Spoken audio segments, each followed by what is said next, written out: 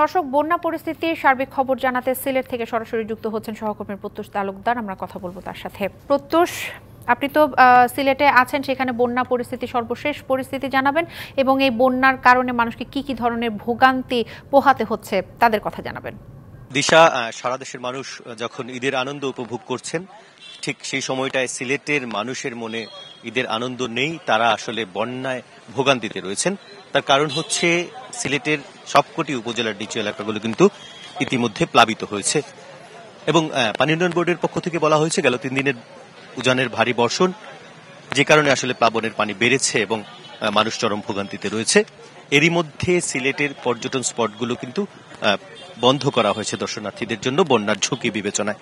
এবং এছাড়াও আজ দিনভর আমরা দেখেছি, বিভিন্ন জায়গা থেকে সংবাদ সংগ্রহ করছি, আমরা দেখেছি জেলা প্রশাসনের পক্ষ থেকে জানানো হয়েছে যে 600-র উপরে আশ্রয় কেন্দ্র প্রস্তুত করা হয়েছে এবং প্রতিটি আশ্রয় কেন্দ্রে সংশ্লিষ্ট উপজেলা নির্বাহী কর্মকর্তা সহ সংশ্লিষ্ট কর্মকর্তারা ত্রাণ, খাবার, জনপ্রতিনিধি সহ বিভিন্ন ধরনের সহায়তা দেওয়ার চেষ্টা তারা করছেন।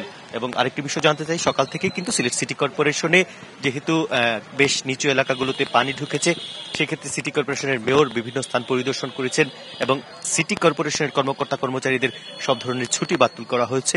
এর পাশাপাশি সিলেটে যে গুরুত্বপূর্ণ স্থাপনা রয়েছে, যেগুলো এর আগে বন্যায় আসলে প্লাবিত হয়েছিল, পানি ঢুকে যন্ত্রপাতি নষ্ট হয়েছিল, বিশেষ করে বিদ্যুৎ কেন্দ্র, সেগুলো রক্ষায় কিন্তু বিশেষ পদক্ষেপ দেখেছি। আজ বিকেল থেকেই বড়ইকান্দি বিদ্যুৎ উপকেন্দ্রে সেনাবাহিনীর সদস্যরা কাজ করছেন, সেটির পাশেই, সুরমা নদীর ঠিক পাশেই সেটি, এবং সেখানে পানির লেভেল একেবারে রাস্তা ছুঁই ছুঁই, অর্থাৎ রাতে যদি পানি বেড়ে যায় সেই পানি ঢুকে যাবে সেখানে, সেক্ষেত্রে বাঁধের কাজ কিন্তু সেনাবাহিনীর সদস্যরা করছেন।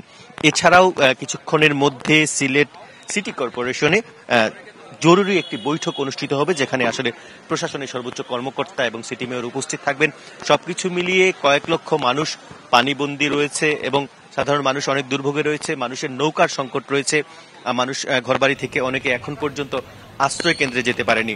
তো বলা হচ্ছে যে উজানে ভারী বর্ষণ অব্যাহত থাকলে পরিস্থিতি কিন্তু আরো অবনতি হবে, তবে যদি বর্ষণ কম হয় সেক্ষেত্রে হয়তো ধীরে ধীরে পরিস্থিতি উন্নতি হতে পারে। নগদের কাছে সব গ্রাহকই প্রিয়, তাই তো সারা দেশে ক্যাশ আউট চার্জ সবচেয়ে কম। প্রত্যুষ, আপনাকে ধন্যবাদ। সিলেট থেকে বন্যা পরিস্থিতির সর্বশেষ খবর জানাচ্ছিলেন আমাদের সহকর্মী প্রত্যুষ তালুকদার। এবার আমরা চলে যাব সুনামগঞ্জে, সেখানে আছেন আমাদের আরেক সহকর্মী সাইদুর রহমান আসাদ। আসাদ, আমরা সিলেটের পরিস্থিতি দেখতে পাচ্ছিলাম, পার্শ্ববর্তী জেলা সুনামগঞ্জ, সেখানকার কি পরিস্থিতি জানাবেন আমাদের? এখন যদি বলি, সুনামগঞ্জে সুরমা নদীর পানি বিপদ সীমার 60 সেন্টিমিটার উপর দিয়ে প্রবাহিত হচ্ছে।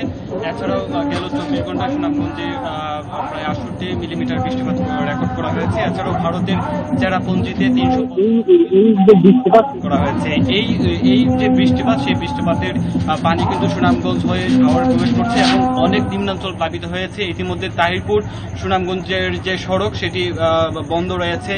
এছাড়াও যে পর্যটন এলাকাগুলো আছে সেগুলো বন্ধ করে রাখা হয়েছে এবং প্রশাসনের পক্ষ থেকে আমরা দেখেছি 500-র অধিক আশ্রয়কেন্দ্র খোলা হয়েছে এবং দুয়ারা বাজার, সুনামগঞ্জ সদর এবং জগন্নাথপুর উপজেলায় প্রায় 15 টন চাল বরাদ্দ দেওয়া হয়েছে। এবং প্রশাসনের পক্ষ থেকে সার্বিকভাবে যদি বলি, যে প্রশাসনের পক্ষ থেকে বন্যা মোকাবেলায় তারা প্রস্তুতি রেখেছেন। তবে এখন পর্যন্ত সুরমা নদীর পানি বিপদসীমার উপর দিয়ে প্রবাহিত হয়েছে এবং যেসব এলাকায় পানিতে তলিয়েছে, পানি প্রবেশ করেছে, সেসব এলাকার মানুষ ভোগান্তিতে পড়েছেন। অনেকে আশ্রয় কেন্দ্রে ছুটে যাচ্ছেন এবং আশ্রয় কেন্দ্রগুলো কিন্তু প্রস্তুত রাখা হয়েছে এবং খাদ্য সহায়তাও কিন্তু প্রশাসনের পক্ষ থেকে মজুদ রাখা হয়েছে এবং প্রস্তুত রাখা হয়েছে। যারা আশ্রয় কেন্দ্রে যাচ্ছেন সেখানে কিন্তু খাদ্য সহায়তা পৌঁছে দেওয়া হচ্ছে। এবং এছাড়াও যদি বলি, সুনামগঞ্জের এখন বৃষ্টিপাত নেই, তবে সারাদিন বৃষ্টিপাত হয়েছে। এরকম যদি বৃষ্টিপাত থাকে তাহলে বন্যা পরিস্থিতি উন্নতি হবে, তবে বৃষ্টিপাত আরো হবে, পানি উন্নয়ন বোর্ড জানিয়েছে। এই ছিল সুনামগঞ্জ থেকে বন্যা পরিস্থিতির সর্বশেষ। আসাদ, ধন্যবাদ আপনাকে।